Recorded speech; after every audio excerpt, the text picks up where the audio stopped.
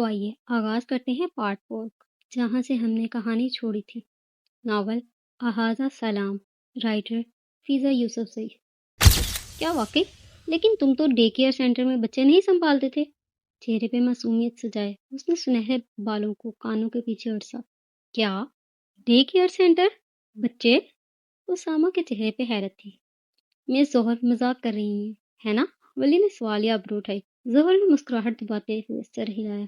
بتائیں نا بھائی، پروجیکٹ کا کیا بنا؟ ہو گیا اپروو، عام لہجے میں کہہ کر اس نے خبر توڑ کر منہ میں رکھا۔ کیا واقعی؟ یا اللہ، واقعی سچ میں بھائی؟ ہانیہ کی خوشی قابل دید تھی۔ ہاں، مختصر جواب دیا تھا اس نے۔ وہ ظہر کے سامنے پروجیکٹ کے حوالے سے گفتگو کرنا نہیں چاہتا تھا۔ تمہیں پتہ ہے ظہر، بھائی اس پروجیکٹ کے لیے کئی مہینوں سے خواری کر رہا تھا۔ ظہر نے محض سر ہلایا، کسی قسم کی دلچسپی ظاہر نہیں کی، خلاف عادت کوئی سوال نہیں کیا۔ اسے اندازہ ہو گیا تھا شاید ولی اس کے سامنے گفتگو نہیں چاہتا، وہ اس گھر کا حصہ نہیں تھی، وہ تو غیر تھی، ایک غیر ملکی پاکستانی نژاد امریکی جو ان کا حصہ نہیں تھی۔ ایک دم ظہر کو عجیب سا لگا تھا، بزنگیت کا احساس۔ وہ کبھی بھی کسی خاندان کا حصہ نہیں تھی، ہو ہی نہیں سکتی تھی۔ ہانیہ، میری طبیعت ٹھیک نہیں ہے، میں کمرے میں جا رہی ہوں۔ ارے کھانا تو کھاؤ۔ وہ ایک دم پریشان ہو گئی۔ ہاں اختی، کیا سوکھی ٹہنی نے کھانا اچھا نہیں بنایا؟ سما کیوں خاموش رہتا؟ میں نے کھا لیا۔ پھر امیر کی جانب متوجہ ہوئی۔ امیر، یہ پلیٹ میں سب آپ نے کھانا ہے، ٹھیک؟ اس نے تابعداری سے سر ہلایا تو وہ اوپر چلی گئی۔ ولی نے البتہ نہیں روکا، یہی بہتر تھا، وہ ہر کسی پہ بھروسہ نہیں کر سکتا۔ ولی بھائی، یہ لو۔ کھانے سے فارغ ہو کر ہانیہ نے کی پیپر میں لیپ ٹاپ باکس بڑھایا۔ یہ کیا ہے؟ ایک نظر دیکھ کر وہ دوبارہ لیپ ٹاپ میں متوجہ ہو گیا۔ اسکرین پہ حضرت تال کا ڈیزائن کھلا تھا۔ ظہر سب کے لیے تحائف لائی تھی، یہ آپ کے لیے ہے، رکھ دو۔ بغیر دیکھے اس نے ہاتھ جلایا، اسے کرنے کو اس گفٹ سے زیادہ ضروری کام تھے۔ ہانیہ کندھے اچکاتی اس کے کمرے میں گئی اور الماری میں رکھ کر سیدھی ظہر کے کمرے میں چلی گئی۔ ظہر سلام پھیر کر دعا کے لیے ہاتھ اٹھائے بیٹھی تھی۔ چند لمحے بعد دونوں ہاتھ چہرے پر پھیر کر اٹھی۔ جب تک مجھے نیند نہیں آتی میں یہاں بیٹھ کر اپنا کام کر لوں۔ وہ امیر سو رہا ہے نا؟ اس نے مسکرا کر سر ہلایا۔ یہ تمہارا گھر ہے ہانی، جب تک بیٹھنا ہو بیٹھو۔ نہیں نہیں، جب سونے لگو تو بتا دینا۔ ایک تو یہاں کے لوگوں کی عاجزی، کبھی کبھی تو اسے لگتا تھا کہ وہ کسی دوسری دنیا میں آ گئی ہے۔ ہانی اپنے کام میں مصروف ہوئی تو ظہر نے موبائل اٹھایا۔ سم وہ ڈلوا چکی تھی، سو اب رابطہ کرنا مشکل نہ تھا۔ اس نے ایک نمبر ڈائل کر کے سیو کیا۔ ڈینیل، ظہر ہیئر۔ ظہر؟ ظہر آیا؟ فوراً جواب آیا تھا۔ یس۔ یہ کون سا نمبر ہے؟ تم کہاں غائب ہو؟ 3 دن سے نمبر بند جا رہا تھا۔ میں غزہ میں ہوں، پیغام ٹائپ کرتے ہوئے۔ ڈینیل کی شکل تو نہیں دیکھ سکتی تھی، لیکن وہ جانتی تھی اس کے پیغام نے اس کے سر پہ غم ضرور پھاڑا ہوگا۔ بٹ ساتھ ہی حیرت میں ڈوبا ایموجی۔ تم غزہ کب آئی؟ پرسوں شام۔ اور تم نے مجھے بتایا نہیں؟ بتا تو رہی ہوں۔ اتنی جلدی اطلاع دینے کا شکریہ، آپ کا احسان تا حیات نہیں بھولوں گا۔ ساتھ ہی ایک آنکھیں گھماتا بیزار ایموجی۔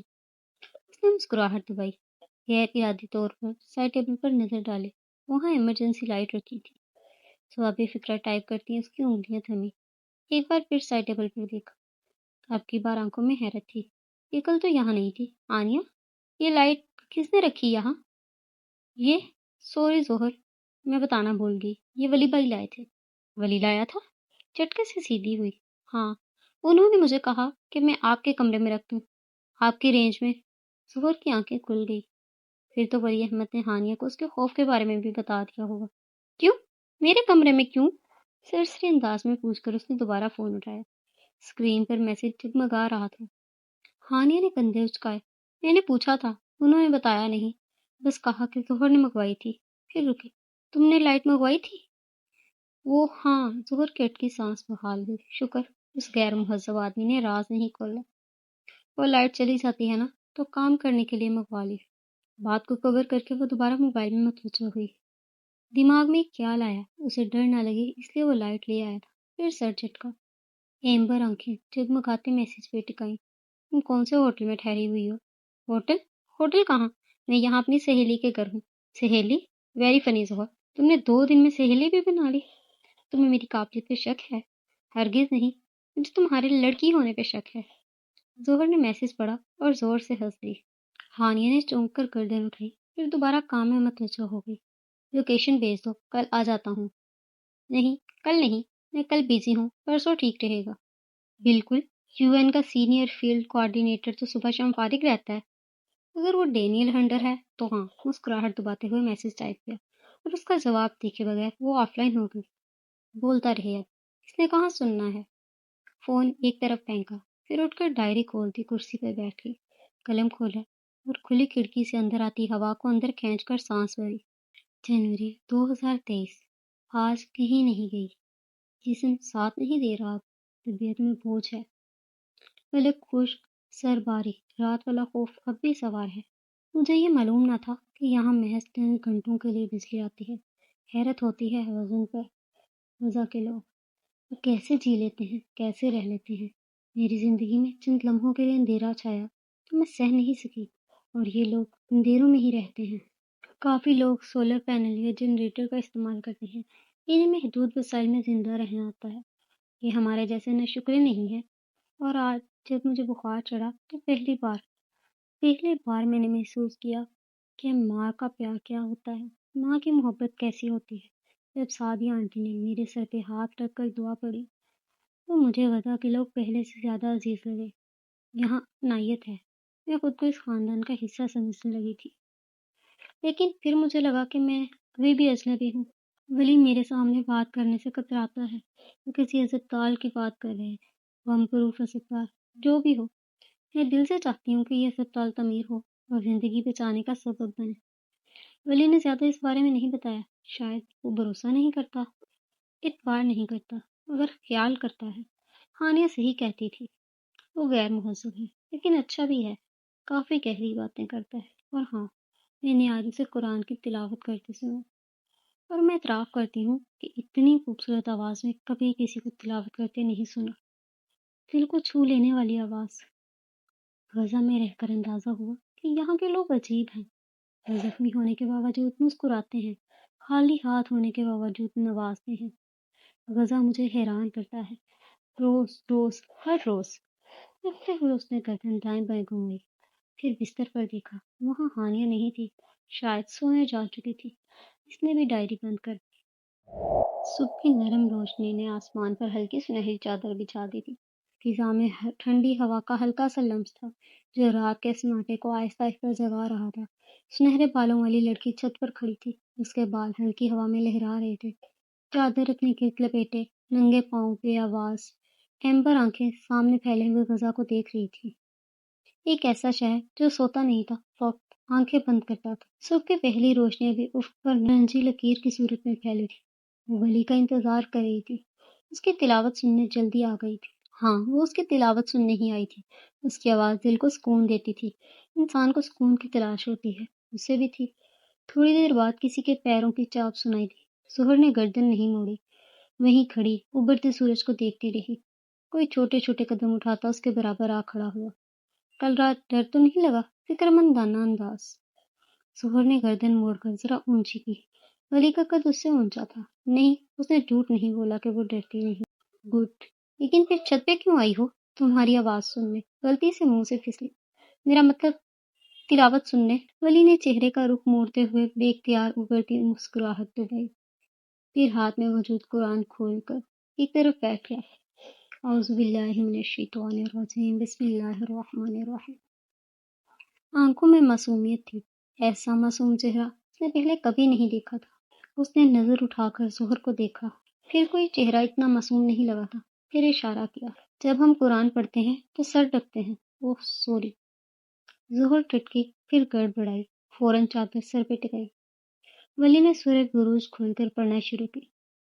ان بطش ربک لشدید، یقیناً تیرے رب کی پکڑ بڑی سخت ہے۔ انہ هو یبدئ و یعید، وہی پہلی مرتبہ پیدا کرتا ہے اور وہی دوبارہ پیدا کرے گا۔ وہو الغفور الودود، وہ بڑا بخشش کرنے والا اور بہت محبت کرنے والا ہے۔ ذو العرش المجید، عرش کا مالک عظمت والا ہے۔ فعال لما یرید، جو چاہے اسے کر گزرنے والا ہے۔ هل اتاک حدیث الجنود، تجھے لشکروں کی خبر بھی ملی ہے؟ فرعون و ثمود، یعنی فرعون اور سمود کی۔ بل الذین کفروا فی تکذیب، کچھ نہیں، بلکہ کافر تو جھٹلانے میں پڑے ہوئے ہیں۔ واللہ من ورائہم محیط، اور اللہ تعالیٰ بھی انہیں ہر طرف سے گھیرے ہوئے ہے۔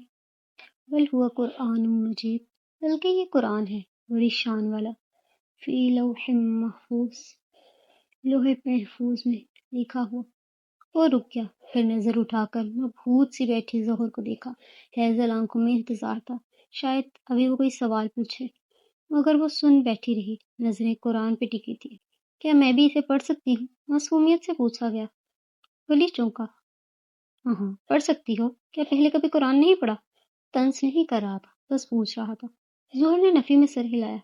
عربی آتی ہے لیکن قرآن نہیں پڑھا، شاید اس لیے کہ مجھے کبھی ماحول نہیں ملا۔ نماز بھی ایسے سیکھی کہ میرا واسطہ ایک مسلمان خاتون سے پڑھا۔ حیرت ہے، یہ مسلمان گھرانے میں پیدا ہوئی، پھر بھی کسی نے نہیں سکھایا۔ اسے عجیب لگا، لیکن محض سر ہلا کر قرآن اس کی طرف بڑھایا۔ اس کی ذاتی زندگی میں کیوں گھسے؟ ظہر نے آہستہ سے قرآن تھاما، وہی صورت کی تلاوت شروع کی۔ کہیں اٹکی، کہیں غلطی کی، ولی اس کی غلطی سدھارتا گیا۔ وہ جہاں غلط ہوتی وہ اسے صحیح کر دیتا۔ یہ لوح محفوظ کیا ہے؟ ایک جگہ رک کر اسے سوالیہ نظروں سے دیکھا۔ لوح محفوظ ایک اللہ کی کتاب ہے جس میں دنیا میں ہونے والی ہر چیز پہلے سے لکھی ہوئی ہے۔ وہ رکا، یعنی اگر دنیا ایک کتاب ہے تو لوح محفوظ اس کا اصل مسودہ ہے، وہ جسے کوئی مٹا نہیں سکتا، اور جو اللہ کے علم میں ہمیشہ سے ہے، یعنی کہ سب کچھ لوح محفوظ میں لکھا جا چکا ہے، ہر قدم، ہر لمحہ۔ ہاں ایسا ہی ہے، لیکن اگر سب کچھ لکھا جا چکا ہے تو ہماری محنت، ہماری دعاؤں کا فائدہ سب وقت پہ ہی ہونا ہے، تو پھر ہم یہ سب کیوں کرتے ہیں؟ بچوں جیسا معصوم سوال۔ ولی مسکرایا۔ تم محنت اس لیے کرتی ہو کیونکہ وہ لکھی جا چکی ہے، دعا اس لیے مانگتی ہو کہ وہ لوح محفوظ میں لکھا جا چکا ہے۔ اللہ علیم ہے، وہ سب جانتا ہے، کون کب کیا کرے گا، کیسے کرے گا، کب دعا مانگے گا اور کیا مانگے گا۔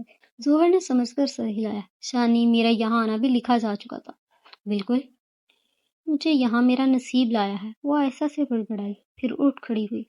تمہارا شکریہ مجھے قرآن سکھانے اور سمجھانے کے لیے۔ پھر جھجکی۔ اگر تم مائنڈ نہ کرو تو میں کیا روز صبح یہاں آ سکتی ہوں تمہارے ساتھ قرآن پڑھنے؟ تھوڑی دیر وہ چپ بیٹھا رہا، جیسا فیصلہ لینے کی کوشش کر رہا ہو، پھر کچھ سوچ کر سر ہلا دیا۔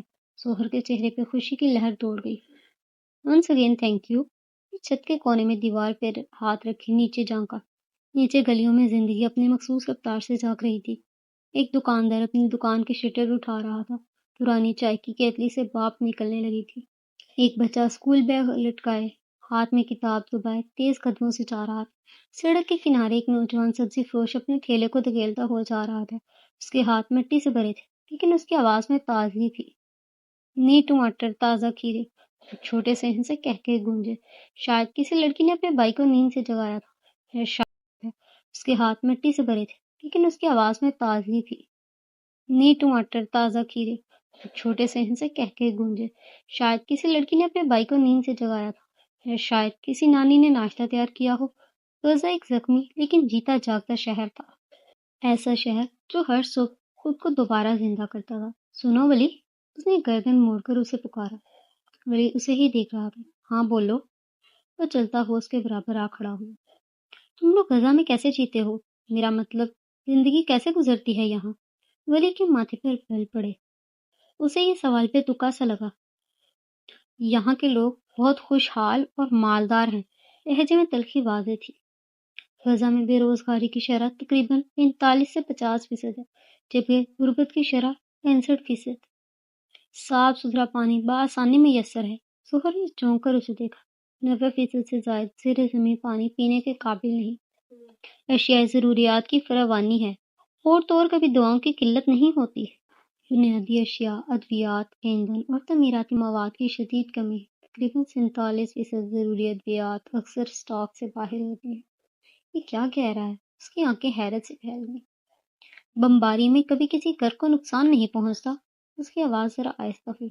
پچھلی ہونے والی جنگوں میں 60,000 سے زائد گھر مکمل یا جزوی طور پر تباہ ہوئے ہیں، اور UN والے بلا وجہ امداد بھیجتے ہیں۔ ہمیں امداد کی ہرگز ضرورت نہیں ہے۔ غزہ کی تقریباً 54.5% کسی نہ کسی طرح آبادی امداد پر انحصار کرتی ہے۔ ظہر کے ابرو سکڑے۔ ولی تم طنز کر رہے ہو؟ ہرگز نہیں، میری مجال جو ظہر عالم سے طنز کرو چلا کٹا انداز، تم اتنے سڑے ہوئے کیوں ہو؟ یا اللہ، میں سڑا ہوا ہوں؟ اسے غم لگ گیا تھا۔ ہاں، فوراً اقرار کیا، میں سڑا ہوا نہیں ہوں، بلکہ تم سڑے ہوئے سوال کرتے ہو۔ سڑے ہوئے انسان سے سڑے ہوئے سوال ہی کیے جاتے ہیں۔ اس نے منہ بنایا، غیر مہذب آدمی، تمہیں خود یہ نہیں پتا غزہ کے حالات کیسے ہیں، اور تم یہاں کے حالات دنیا کو دکھانا چاہتی ہے۔ طنزیہ انداز میں ابرو اٹھائے، اس کی پچھلی بات نظر انداز کر گیا۔ اس کا طنز سن کر ظہر کا چہرہ خفت سے سرخ پڑ گیا۔ اس نے جواب نہیں دیا، اپنی نظریں اڑتے سورج پر ٹکا دیں۔ تم مجھے جانتے نہیں ہو ولی احمد، میں ظہر عالم غزہ کی آواز بن کر دکھاؤں گی۔ ولی چند لمحے اس کے سرخ چہرے کو دیکھتا رہا، پھر رخ موڑ کر مسکراہٹ دبائی۔ ڈرپوک لڑکی ضرورت سے زیادہ معصوم تھی۔ چھوٹے سی کیفے کے باہر سادہ سی میز پر 3 افراد بیٹھے تھے۔ دائیں جانب ایک فلسطینی مترجم اور بائیں جانب UN کا اہلکار۔ دونوں کے بیچ میں وہ بیٹھا تھا، بھورے بال اور ہمرنگ آنکھیں، خوش شکل مرد۔ اس کے چہرے پہ شرارت بھری مسکراہٹ تھی جو اس کی شخصیت کا خاصہ تھی۔ عمر 30 سال رہی ہوگی۔ اس نے خاکی شرٹ اور نیلے رنگ کی UN کی ٹوپی پہن رکھی تھی۔ لیپ ٹاپ بند کرتے ہوئے وہ دور کھیلتے بچوں کو دیکھنے لگا۔ ایسا لگتا ہے میرا لیپ ٹاپ اب خود ہی مجھے کہے گا، بھائی تھراپی کروا لو۔ وہ خالص امریکی لہجے میں انگریزی بولتا تھا۔ آپ دن میں 8 رپورٹیں بھیجتے ہیں۔ وہ چیخ رہا ہوگا۔ مراد ہنسا۔ بالکل، کل رات تو خود لیپ ٹاپ نے پوچھا، can we take a break باس؟ میں نے کہا تم خوش نصیب ہو، تمہیں بند کیا جا سکتا ہے۔ دونوں نفوس ہنستے ہیں۔ چند لمحے خاموشی چھا گئی۔ مجھے غزہ سے کوئی جذباتی وابستگی نہیں ہے، لیکن اس کے باوجود میں مانتا ہوں کہ یہ جگہ بہت عجیب ہے۔ یہاں دھماکے ہوتے ہیں لیکن بچوں کی کہکے انہیں شکست دے دیتے ہیں۔ اس کی نظریں ہنستے ہوئے بچوں پر ٹکی ہوئی تھیں۔ یہی غزہ ہے، یہاں کے لوگ اس معاملے میں کافی بہادر ہیں۔ مراد زخمی انداز میں مسکرایا۔ ڈینیل، تم نے کبھی سوچا کہ تم یہاں کیا کر رہے ہو؟ 5 ماہ ہو گئے، کیوں رکے ہو؟ اہلکار ذرا آگے کو جھکا۔ 5 ماہ، ڈینیل ہنسا۔ ہاں، 2 بار فوڈ پوائزننگ، 1 بار کتے نے پیچھا کیا، 3 بار یہ لا کا غلط مطلب سمجھا، اور ہاں، 1 بار کسی بچے نے مجھے سینٹا کلوز کہہ دیا۔ اس نے باقاعدہ منہ بنایا۔ تم ہی بتاؤ مراد، کیا میں سینٹا کلوز لگتا ہوں؟ سچ کہوں یا کہوں نہیں لگتے؟ مراد نے رپورٹس پڑھتے ہوئے نگاہ اٹھائی، جبکہ ڈینیل نے رخ موڑتے ہوئے منہ بنا کر سنجیدگی سے مراد کی آنکھوں کا چیک اپ کروانے کا سوچا تھا۔ ڈینیل، کیا تم سنجیدہ نہیں ہو سکتے؟ تھامس بگڑا۔ ارے یار، اگر سب سنجیدہ ہو جائیں گے تو دنیا بہت بورنگ ہو جائے گی۔ وہ رکا۔ دنیا میں ایک ڈینیل ہنٹر ضرور ہونا چاہیے تاکہ لوگ ہنستے رہیں۔ ڈینیل ہنٹر یا جوکر؟ ڈینیل کے کانوں میں آواز ٹکرائی۔ بے اختیار ایک پرانی یاد تازہ ہو گئی۔ یہی بات اس نے پہلے بھی کہی تھی، اور تب ایک فلسطینی انجینئر نے اسے اس جملے سے نوازا تھا۔ کیا نام تھا اس انجینئر کا؟ ولی احمد۔ کیا وہ کبھی یہ نام بھول سکتا تھا؟ ہرگز نہیں، کبھی نہیں۔ اس نے نگاہیں دوبارہ بچوں کی جانب مرکوز کر دیں۔